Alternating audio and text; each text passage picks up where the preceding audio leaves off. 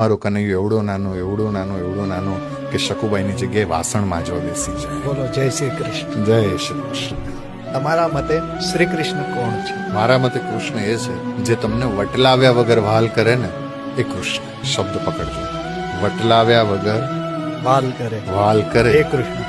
એ કૃષ્ણ. તમે જેવા છો એમ એવા સ્વીકાર. એવા સ્વીકારે એ કૃષ્ણ. અજા અમીલ ગજ ગણિકા તારી તમે અધમ ઉદાહરણ એવા એ કૃષ્ણ છે.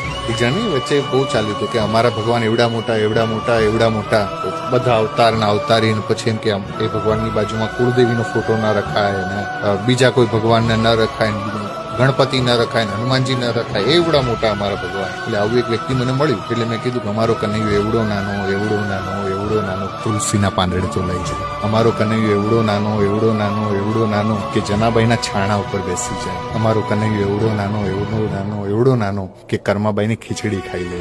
આ છે કૃષ્ણ. આ કૃષ્ણ છે જે તમને વટલાવ્યા વગર વાલ કરે.